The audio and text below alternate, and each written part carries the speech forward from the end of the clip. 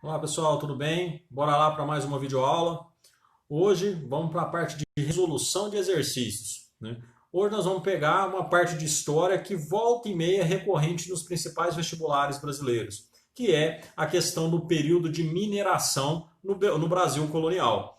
Então nós vamos ver as principais questões e a forma de resolver essas questões para alcançar a nota máxima ou para ter o maior índice de assertividade possível. Então, bora lá, se liga nas dicas e vamos lá passar por conteúdos e também algumas dicas bacanas para a resolução desses exercícios. Bora lá, pessoal! Primeira questão, a questão da Unicamp, um dos vestibulares mais prestigiados do país, né? Também tem a questão da complexidade da sua prova e também da forma com que eles exigem, né, dos seus participantes aí, não só o domínio do conteúdo, mas uma capacidade de articular todo esse conhecimento, né? Então, o enunciado diz o seguinte: o francês Saint-Hilaire, ao visitar no século XIX a região do Distrito dos Diamantes, Minas Gerais, explicou da seguinte maneira como ela fora criada no século XVIII.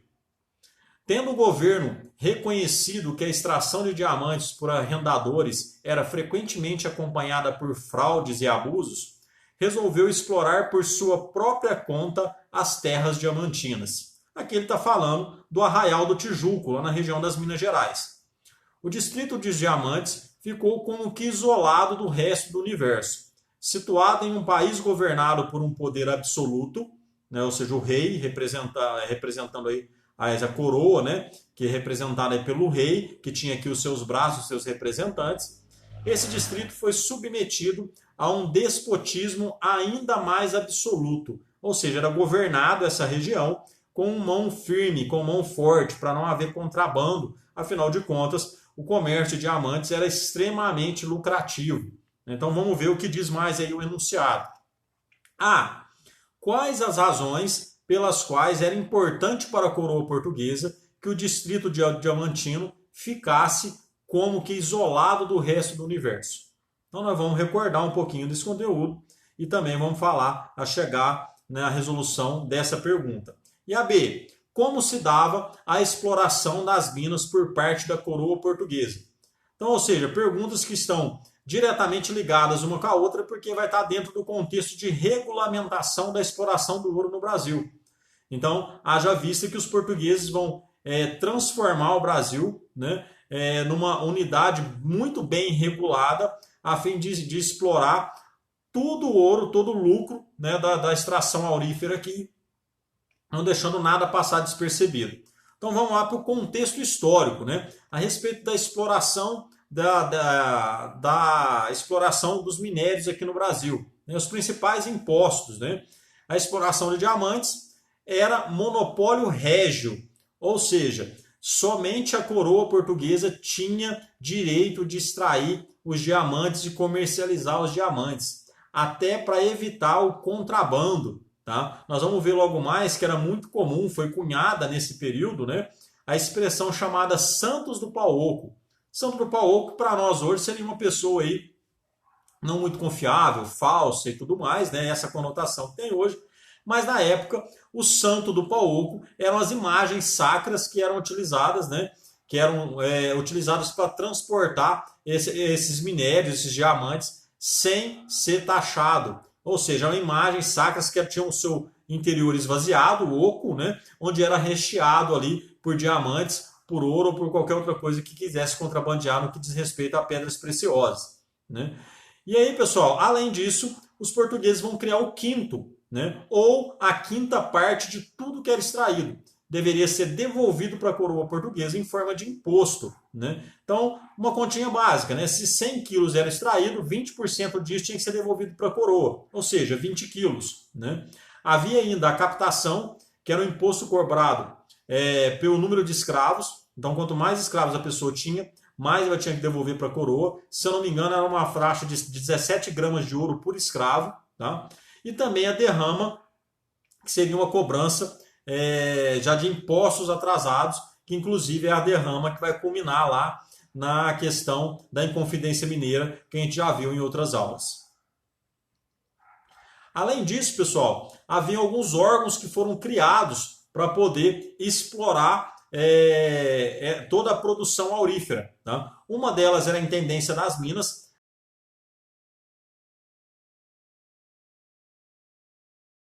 a entender as terras, né, assim como cobrar os impostos, ou seja, que encontrasse uma jazida, uma mina, ele tinha que procurar a intendência das minas para que a intendência fosse notificada e ela fizesse a divisão das datas, né, dos lotes que seriam distribuídos. Geralmente ficava para o intendente, o responsável pela intendência das minas, e dois desses lotes, duas dessas datas de quem havia encontrado. Lembrando que o tamanho variava de acordo com a quantidade de escravos disponíveis. Né?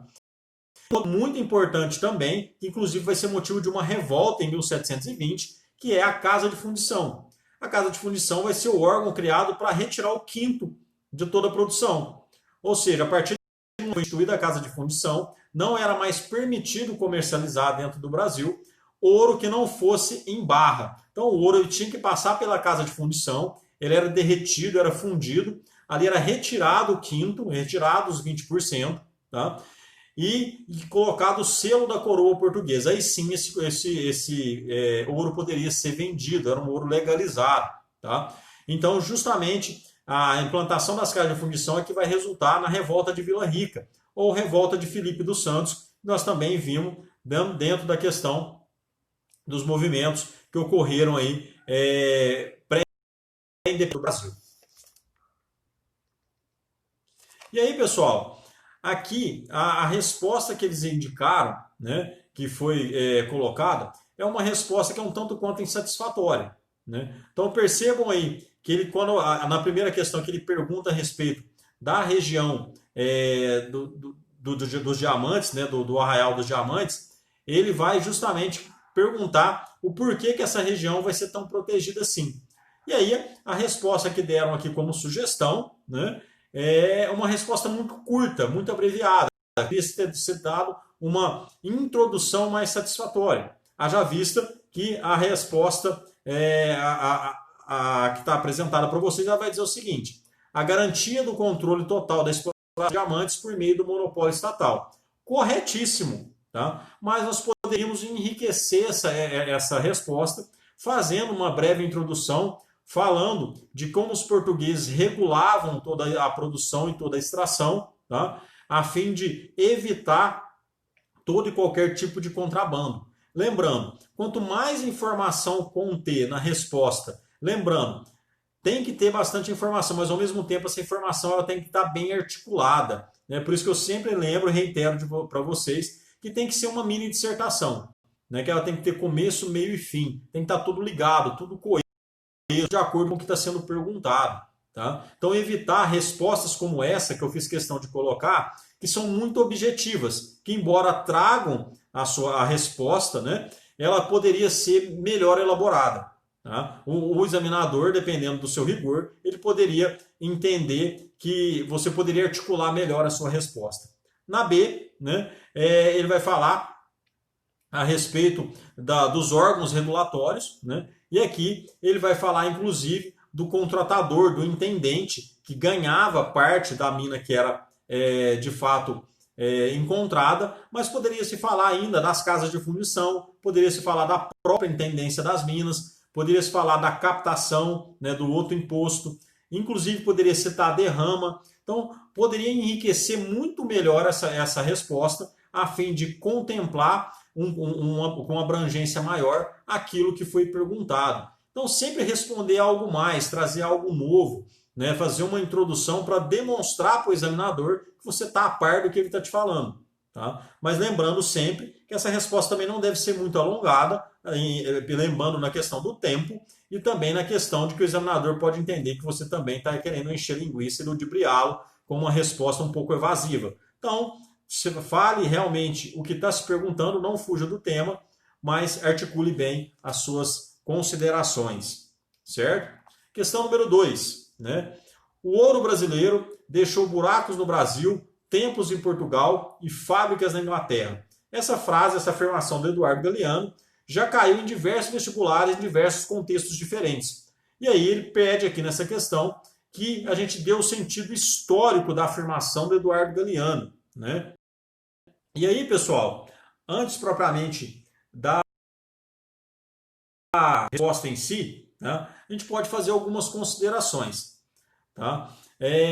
Por que o Eduardo Galeano vai afirmar com propriedade esses três itens? Né? Vai dizer que o ouro brasileiro deixou buracos aqui no Brasil, templos em Portugal e fábricas na Inglaterra.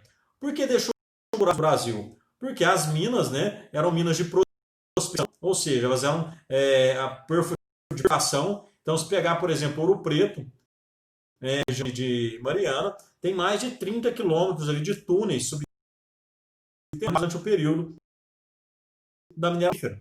Tá? Então, ou seja, deixou inúmeros buracos. Né? Vai deixar templos em Portugal, não vai se preocupar muito em investir esse ouro brasileiro, né, na indústria, até porque ele era um dependente de toda a produção industrial que vinha da Inglaterra. Então, em Portugal, vai prosperar de que forma esse ouro? Tá? Em grandes obras que eram feitas, principalmente de ordem sacra. Né? Então, igrejas que eram construídas com esse ouro que foram ornamentadas durante esse período.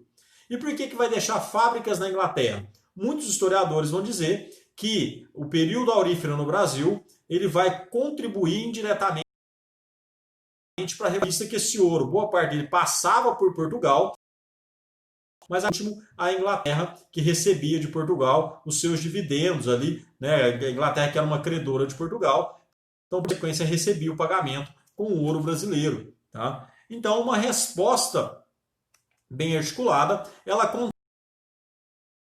as partes que está se perguntando na questão, tá? Então eu fiz questão de frisar bem aí as três partes, numa questão bem elaborada, mas que abordaria aí, né, as três vertentes que está se perguntando a partir daquele enunciado. Então, ó, sendo dependente dos produtos fabricados na Inglaterra, Portugal utilizou uma quantidade significativa de seus recursos financeiros na obtenção de produtos manufaturados de procedência britânica. Ou seja, Portugal comprava da Inglaterra boa parte do que ele precisava de produtos manufaturados e depois já com o advento da indústria. Tá? Ao mesmo tempo, na medida em que gastou, principalmente com a construção de igrejas e palácios, as riquezas provenientes do Brasil. Então daí, né, os templos em Portugal, né, os templos em Portugal, devido a esse gasto desmedido, sem pensar em investir de uma forma mais enfática na economia. Tá? E por fim, Portugal intensificou a exploração das minas brasileiras, que, de tão exploradas, deixaram como vestígio apenas os seus buracos. Né? Então, até exemplo disso é a mina da Passagem, que eu falei para vocês, presente lá entre a cidade de Ouro Preto e Mariana, que tem ali inúmeros, incontáveis corredores subterrâneos, que durante muito tempo, desde o século XVIII até o século XX, foi explorado na extração mineral e que hoje serve apenas para ponto turístico. Né? Então, são os buracos que foram deixados por anos de exploração. Né? E aí, pessoal, uma outra questão, né, da UFRJ, né? Leia o texto a seguir sobre a economia mineradora no Brasil colônia. Minas Gerais, rural dos anos pioneiros, apresentava feições que contrastavam gritantemente com a economia latifundiária de plantation do litoral. Então, o que ele quer dizer? Que as mudanças do panorama da cidade eram muito diferentes do que as regiões que se dedicavam à agricultura. Plantation, lembra lá, baseado no escravismo, no latifúndio e na mão de obra escrava. Né? Então, grandes produções, principalmente a cana-de-açúcar. Tá? O surto do ouro criara pela primeira vez um mercado a centenas de quilômetros da costa para produtos como cachaça e açúcar, até então apenas exportados. Então, ele vai dizer que vai ser criado um mercado interno, ou seja, as regiões que se dedicavam à agricultura vão passar até na região das Minas Gerais, uma região consumidora desses produtos que até então eram somente exportados, eram somente levados para fora do país. E aí vem a questão, a descoberta dos filões de ouro nas Gerais acelerou o processo de interiorização da colônia no final dos 600 e acentuou o movimento migratório em direção ao sul. Então vamos lá. A. Discuta a principal alteração da economia colonial introduzida pela aurífera segundo a abordagem do texto acima. Então, ou seja, econômico, qual foi a principal mudança que a Era do Ouro trouxe para Minas Gerais. E aí nós vamos recapitular algumas coisas. Tá? Por exemplo, esse mercado interno que vai ser criado, ele vai ser abastecido pelos famosos tropeiros, tá? Que tinham um papel crucial de transporte de mercadorias, principalmente porque a região das Minas Gerais produzia uma série de produtos que precisavam ser levados à região das Minas Gerais, como por exemplo a carne. O gado era levado lá por meio dos peões, por meio dos tropeiros, assim como vários outros produtos. Então, eles vão carregar esses alimentos, né? Vão compor boa parte desse abastecimento das cidades que vão aparecer na região das Minas Gerais. Várias cidades que vão surgir naquele contexto. Tá? Então, pessoal, a B. Cite uma medida da coroa de normatização da arrecadação de tributos na região das Minas, no sentido de controlar o contrabando e maximizar suas receitas. E aí, novamente, nós vamos relembrar, né, dos órgãos criados e dos impostos também criados, né, como o quinto, né, como a questão da derrama, a captação, e órgãos criados como a Intendência das Minas e também as casas de fundição. Né?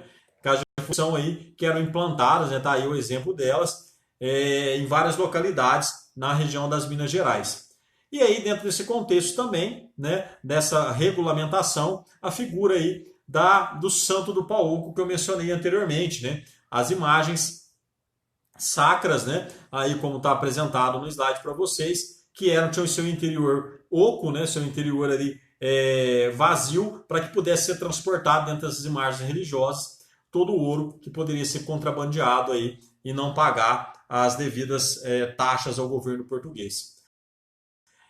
Sobre a questão a principal mudança econômica que vai levar a região, né, a região da mineração na localidade da capitania de Minas Gerais. Né? Surgiu um expressivo mercado interno. Lembra lá a figura dos tropeiros, tá?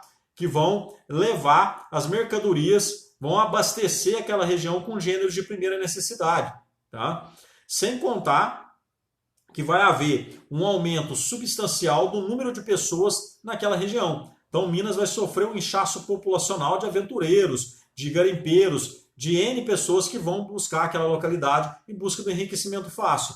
E nesse contexto, uma outra característica da sociedade mineradora é o advento das inúmeras cidades que vão surgir. Então, é uma sociedade urbana. Então, cidades como São João del Rei, São José del Rei, que hoje se chama Tiradentes, Vila Rica, que hoje é Ouro Preto, né, Sabará, Mariana, são cidades que surgiram no contexto da mineração. E a B, né, a respeito da forma de taxar, da forma de regulamentar, né, poderia se citar a presença do quinto, a transformação, passando pelas casas de fundição, né, outros órgãos como a Intendência das Minas, e que os portugueses criaram toda essa regulamentação para evitar justamente o contrabando de terceiros e que não parasse, né, nos cofres da coroa portuguesa. Então, por essa razão, toda essa regulamentação foi muito bem feita e era constantemente alvo de fiscalização. Então, pessoal, de uma forma breve, nós percorremos aí por alguns pontos cruciais do período da mineração. Se tiverem alguma dúvida com outras questões de outros vestibulares, tragam essas questões, apresentem no fórum. Vamos aguçar essas discussões, né? Estou à disposição de vocês. E aí, logo, alguns outros conteúdos também, não só de História do Brasil, mas de outras frentes, nós podemos falar aí em outras videoaulas. Conto com vocês, espero vocês no fórum. Desde já agradeço, abraço, fiquem com Deus.